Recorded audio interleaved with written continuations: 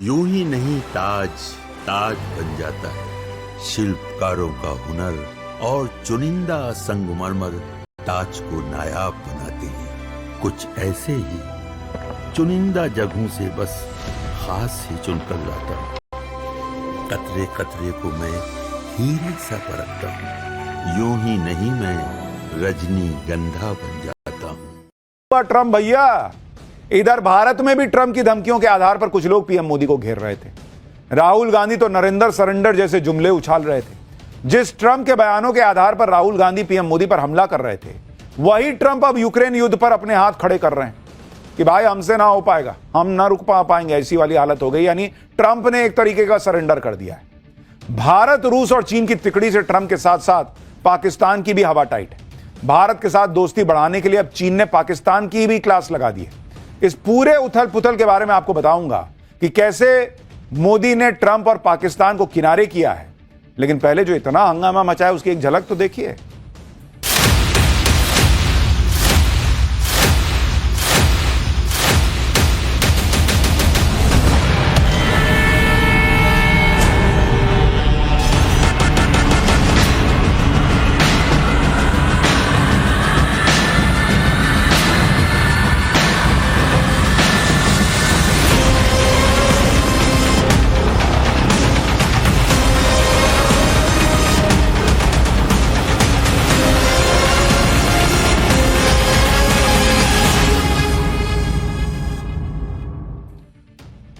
Donald Trump की सबसे बड़ी फजीहत तो रूस यूक्रेन युद्ध को लेकर हुई है।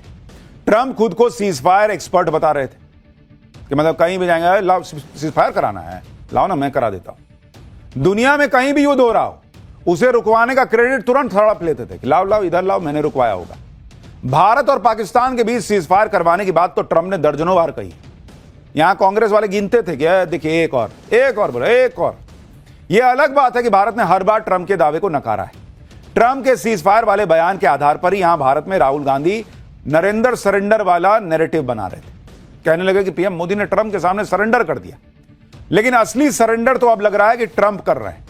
ट्रंप जो रूस यूक्रेन युद्ध को 24 घंटे में रुकवाने का दावा कर रहे थे, अब इस युद्ध से अपने हाथ पीछे खींच रहे हैं। ट्रंप ने ऐसा गजब का यू टर्न मारा भाई कि रोहित शेट्टी की फिल्म होती तो गाड़ी चौं चौं चौं करके घूमती और धमाका भी हो जाता। जेलेंस्की के साथ पूरी दुनिया हैरान है, भाई ने ऐसा यू टर्न मार दिया है।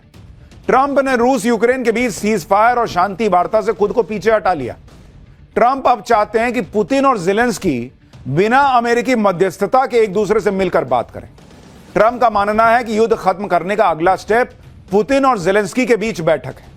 यानी जो ट्रंप कह रहे थे कि भाई हम तीनों अब बात करेंगे नेक्स्ट स्टेप में, वो ट्रंप तो सरेंडर कर बैठे, कह रहे हैं कि नहीं मैं नहीं आऊंगा, तुम दोनों बात करो। वहां फोड़ा फोड़ी चल रही है, बात करेंगे दोनों। यानी एक तरह से ट्रंप ने सरेंडर कर दिया है। वो मान रहे हैं कि रूस और यूक्रेन के बीच युद्ध उनसे नहीं रुकने वाला। जिस तरह से ट्रंप ने यू टर्न लिया है, उसके बाद भारत पाकिस्तान के बीच सीज फायर वाले उनके दावे और खोखले दिखने लगे। पहले तो अमेरिका ने यूक्रेन पर को झाड़ पे चढ़ाया कि लड़ना भाई, मैं हूं ना पीछे।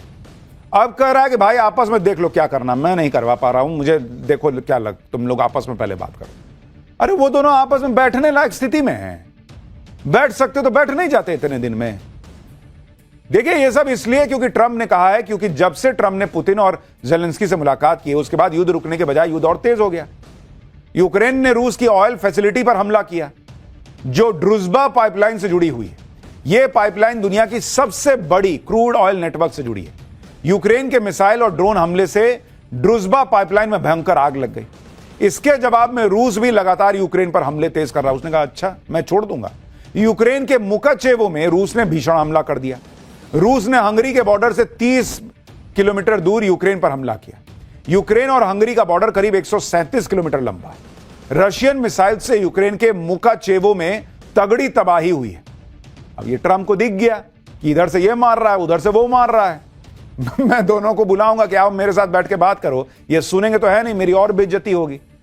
तो ट्रंप ने कर दिया सरेंडर कि नहीं पहले तुम दोनों आपस में बात करो। ये बात करने के लक्षण लग रहे हैं।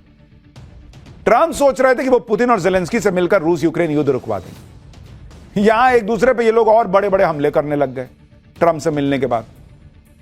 ट्रंप ने पुतिन और जेलेंस्की को आपस में मिलकर बात करने के लिए कहा है, लेकिन ऐसा होता दिख नहीं रहा। पुतिन के साथ बैठक पर जेलेंस्की ने कहा है कि पुतिन के साथ बैठक की उम्मीदें लगातार कम होती जा रही हैं। रूस वो सब कर रहा है जिससे ये मुलाकात ना हो सके। अगर रूस शांति के लिए तैयार नहीं है तो हमारे सहयोगियों को रूस पर और अधिक प्रतिबंध लगाने चाहिए। वहीं रूस के विदेश मंत्री ने कहा है कि जेलेंस्की से मिलने के लिए राष्ट्रपति पुतिन तैयार हैं, लेकिन बैठक का एजेंडा तैयार नहीं। जैसे ही बैठक का एजेंडा तैयार हो जाता है, राष्ट्रपति पुतिन जेलेंस्की से मिलने के लिए तैयार है। रूस के विदेश मंत्री ने कहा कि फिलहाल पुतिन और जेलेंस्की के बीच मुलाकात की कोई योजना ही नहीं है। ट्रंप ने इतने बड़े बड़े दावे फेंक दिए बॉस कि वो खुद फंस गए। युद्ध रुकवा नहीं पा रहे। पुतिन और जेलेंस्की खुद बात करने को कह रहे हैं कि तुम लोग आपस में बात कर लो, लेकिन पुतिन और जेलेंस्की की बैठक होने की भी उम्मीदें अब ना के बराबर दिख रही हैं। ट्रंप की सारी प्लानिंग फेल हो रही है। ट्रंप से पुतिन ने कहा था कि रूस युद्ध रोक देगा अगर डोनबास के इलाके का कंट्रोल रूस को मिल जाए। ट्रंप चाह रहे थे कि डोनबास का इलाका पुतिन को देकर युद्ध रुकवा लेंगे और इस इलाके से जेलेंस्की पीछे हट जाएंगे, लेकिन जेलेंस्की और यूरोप इसके लिए तैयार नहीं है, क्योंकि यह जेलेंस्की के लिए रूस के सामने सरेंडर करने जैसा होगा। डोनबास के इलाके में 10 लाख लोग रहते हैं और यह इंडस्ट्रियल एरिया है। यहां पर भारी हथियारों का उत्पादन होता है, यहां काफी खनिज भी है। डोनबास रणनीतिक तौर पर भी यूक्रेन के लिए महत्वपूर्ण है, क्योंकि यह उत्तर से दक्षिण तक कई महत्वपूर्ण ठिकानों को जोड़ता है। इसलिए जेलेंस्की डोनबास में बची खुची जगह पर अपनी मजबूत स्थिति को छोड़ना नहीं चाहते, क्योंकि जेलेंस्की को इस बात का भी डर है कि आगे रूस कुछ भी कर सकता है। लेकिन अगर जेलेंस्की अड़े रहेंगे और पुतिन अपनी शर्तों पर बने रहेंगे तो फिर ट्रंप के लिए बहुत बड़ी मुसीबत होगी कि वो युद्ध अपने दम पर रुकवा नहीं पाएंगे, और इस वक्त वो वही हो रहा है। और इसलिए ट्रंप ने धीरे से कोने से सरेंडर कर दिया कि भाई तुम लोग पहले बात करो, तब होगी हमारी ट्रायंगल वाली बातचीत। युद्ध ना रुकवा पाने की बड़ास ट्रंप भारत पे अब निकाल रहे हैं। ट्रंप अपने लोगों से बयान दिलवा रहे हैं। ट्रंप के सलाहकार, उनके मंत्री, उनके करीबी भारत के खिलाफ आग उगल रहे हैं, क्योंकि भाई छीछालेदर हो रही है, बेइज्जती हो रही है कि ये रुकवा नहीं पा रहे। तो किसी को तो विलन बनाना होगा, तो एक काम करो, भारत को बना दो कि भारत की वजह से नहीं रुक रहा है, नहीं तो मैं तो रुकवाइए देता। व्हाइट हाउस के सीनियर डिप्लोमेट पीटर नबारो ने कहा है कि भारत कम कीमतों में रूस से कच्चा तेल खरीद कर उसे रिफाइन करके दुनिया में प्रीमियम कीमत पर बेचकर क्रेमलिन के लिए कपड़े धोने की मशीन की तरह काम कर रहा है। ऐसा लगता है कि भारत इस रक्तपात रूस यूक्रेन युद्ध में अपनी भूमिका स्वीकार नहीं करना चाहता। ट्रंप ने मॉस्को से कच्चा तेल खरीदने की सजा के तौर पर भारत पर टैरिफ दोगुना कर दिया है और इसकी समय सीमा 27 अगस्त से बढ़ाने की संभावना भी नहीं है। यूक्रेन में शांति का रास्ता नई दिल्ली से होकर जाता है। नोवारो ने अपील करते हुए कहा कि भारत को मॉस्को को आर्थिक लाइफलाइन देना बंद करना चाहिए। मतलब मुझे एक बात बताइए बॉस, कि चीन भर भर के रूस से तेल खरीदे, उससे पैसा नहीं जाएगा रूस में। भारत तेल खरीदना बंद कर देगा तो रूस कंगाल हो जाएगा, कहेगा मेरे पास हथियार नहीं, अब मैं नहीं लड़ पाऊंगा। बेवकूफी नहीं है ये कह रहे हैं कि शांति का रास्ता भारत होके जाता है। अब मारपीट का रास्ता वॉशिंगटन होके गया था। तुमने जब उसको यूक्रेन को चढ़ाया कि जाओ लड़ो, मैं हथियार दूंगा, मैं पैसा दूंगा, तब ये गजब नहीं है बॉस। युद्ध हो रहा है रूस यूक्रेन के बीच, रुकवाने का ठेका उठाया ट्रंप ने, टेंडर लिया कि मैं रुकवा दूंगा, और आपसे नहीं रुक रहा है तो भारत की वजह से नहीं रुक रहा है। भारत रूस से तेल खरीद लिया इसलिए युद्ध हो रहा है। गजब लॉजिक है भाई। ट्रंप के लोग जिस तरह से भारत के खिलाफ बयानबाजी कर रहे हैं, उससे अमेरिका में ट्रंप की आलोचना हो रही है। ट्रंप के पूर्व एनएसए जॉन बोल्टन ने भारत पर टैरिफ लगाने पर ट्रंप की आलोचना की। एनएसए मतलब राष्ट्रीय सुरक्षा सलाहकार, जैसे अपने अजीत डोभाल हैं, तो ये भाई साहब पिछले वाले एनएसए थे, पुराने। इससे ट्रंप नाराज हो गए कि इसने ऐसा कैसे बोल दिया। ट्रंप ने जॉन बोल्टन के घर पर एफबीआई से रेड करवा दी। जॉन बोल्टन ट्रंप के आलोचक माने जाते हैं और ट्रंप की नीतियों की कई बार आलोचना कर चुके हैं। अब भारत पर टैरिफ लगाने के लिए बोल्टन ने ट्रंप की खिंचाई की। इसी से बौखलाए हुए ट्रंप ने जॉन बोल्टन के घर पर एफबीआई की टीम भेज दी कि जाओ हड़काओ जरा इसको। आपको बताते हैं कि जॉन बोल्टन ने टैरिफ पर ट्रंप को क्या कहा। जॉन बोल्टन ने ट्रंप को सन की राष्ट्रपति बताते हुए कहा था कि वो तो राष्ट्रपति बनने के लायक ही आदमी नहीं है। जॉन बोल्टन ने कहा था कि भारत अमेरिका संबंध इस समय सबसे बुरी स्थिति में।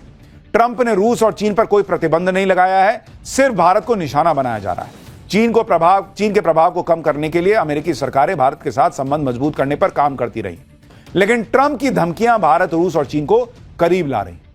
अब भाई ने यह बोला तो उसके एफबीआई की टीम रेड मारने पहुंच गई।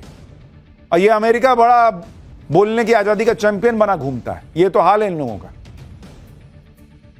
और मुझे एक चीज आपको यह भी बताऊं, देखिए ट्रंप आज नहीं तो कल पीछे तो इनको जाना पड़ेगा। इनको भी पता है कि अमेरिका में हालात बहुत बुरे हो जाएंगे अगर भारत से इस तरह से भिड़ेंगे, और चीन, भारत और रशिया साथ आ गए तो और इनकी हालत खराब होगी। तो ये रास्ता ढूंढ रहे हैं कि किधर से मैं निकलूं कट के, किसी दिन यू टर्न मार देंगे। लेकिन ट्रंप ने जो किया है ना, उसने भारत और अमेरिका के रिश्तों में गांठ पैदा कर दी।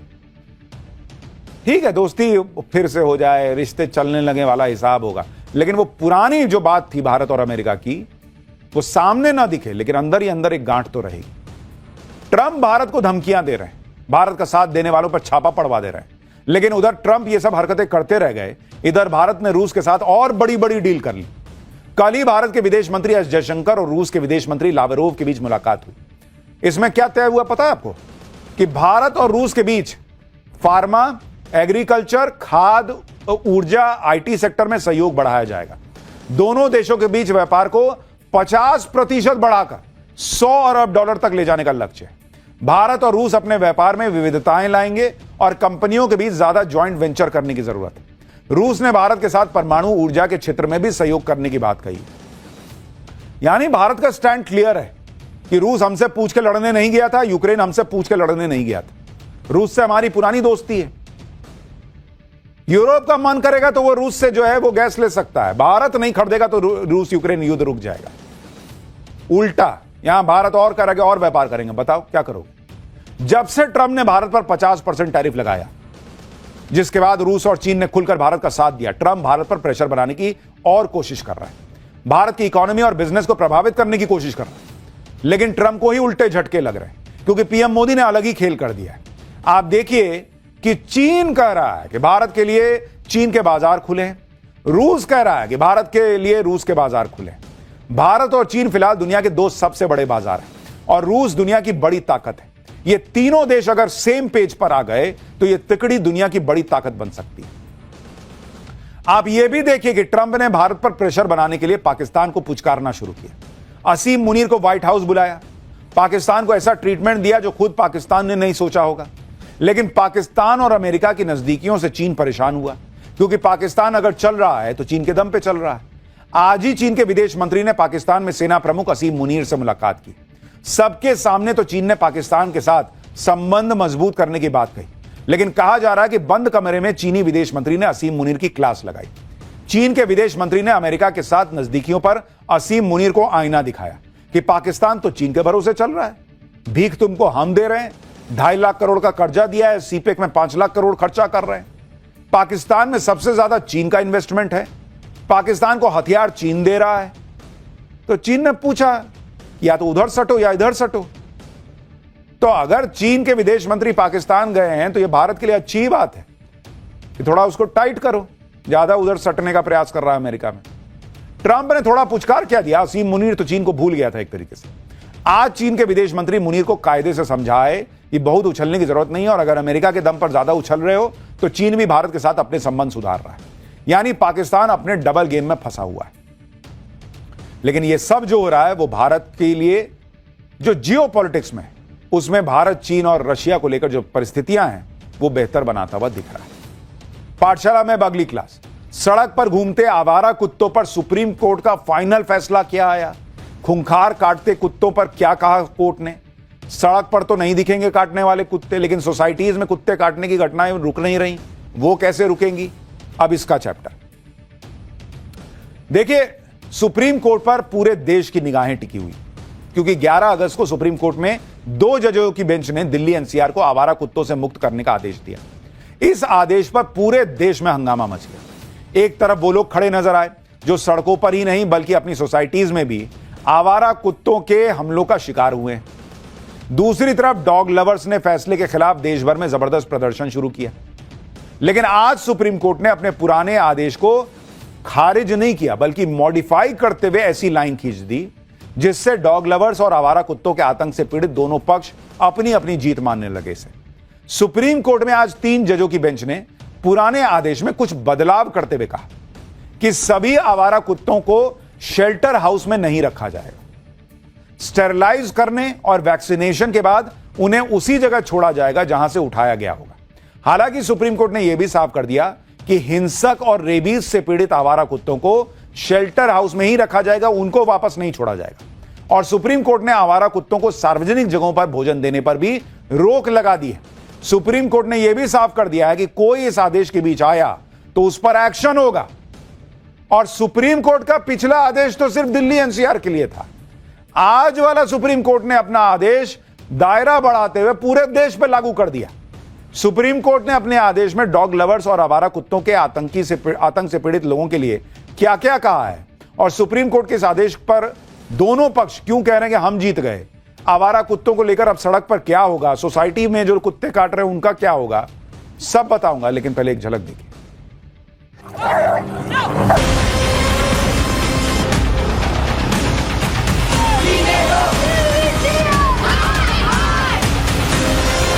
Very happy. सुप्रीम कोर्ट ने जो डिसीजन लिया, मैं बहुत ज्यादा खुश हूँ। अब सुप्रीम कोर्ट का रही जो सही है वो छोड़ा जाएगा। कुत्ते के ऊपर बोर्ड लगा के देंगे सबको कि ये सही कुत्ता है, इसका वैक्सीनेशन किया हुआ है। हमने उन डॉग्स को अपने पेट से जन्म नहीं दिया, लेकिन हमने उन्हें बचपन से पाला है। और बीमार या रेबीज वाले कुत्ते हैं उनको तो बिल्कुल मत छोड़ा जाए। सब लोगों को खुश होना चाहिए क्योंकि ये बहुत ही बैलेंस्ड और साइंटिफिक ऑर्डर है। एमसीडी इसी तरीके से कुत्तों को पकड़ने का काम जारी रहेगा। अब लोग अपने अपने हिसाब से इस फैसले को इंटरप्रेट कर रहे हैं, लेकिन सीधी सी बात यह है कि कोर्ट ने कुत्तों को पकड़ने का आदेश जारी रखा है, उस पर रोक नहीं लगाई है। मामला दिल्ली एनसीआर से बढ़कर देश पे लागू कर दिया है। और साथ ही अगर कुत्तों के लक्षण ठीक दिखे रेबीज वाले वैक्सीनेशन के बाद और बाकी वैक्सीनेशन के बाद, तभी उन्हें सड़क पर छोड़ा जाएगा, नहीं तो वो वहीं रहेंगे। सुप्रीम कोर्ट की 3 जजों की बेंच ने 14 अगस्त को डॉग लवर्स की याचिका पर सुनवाई करते हुए फैसला सुरक्षित रख लिया था। आज 11 अगस्त के आदेश में सुप्रीम कोर्ट ने क्या क्या बड़े बदलाव किए हैं, पहले वो सुनिए। नगर निगम और दूसरी अथॉरिटीज को आवारा कुत्तों को खाना खिलाने के लिए अलग जगह बनानी होगी। तय जगहों के अलावा दूसरी जगहों पर आवारा कुत्तों को खाना खिलाने वालों पर जुर्माना लगेगा और ऐसे लोगों के खिलाफ कानूनी कार्रवाई की जाएगी। तो जो भी कहीं भी बैठ जाता था, कुत्ते को खाना खिलाने लगता था, वो नहीं चलेगा। और ये पूरे देश पे लागू है। ऐसा कोई करेगा तो उस पर जुर्माना और कानूनी कार्रवाई का प्रावधान कर दिया है सुप्रीम कोर्ट। नगर निगम और दूसरी अथॉरिटीज ऐसे लोगों की शिकायत के लिए हेल्पलाइन नंबर भी जारी करेंगी। अगर शिकायतों पर कार्रवाई में दखल दिया गया तो ऐसा करने वाले एनिमल लवर्स या एनजीओ पर 25,000 रुपए का जुर्माना भी लगेगा।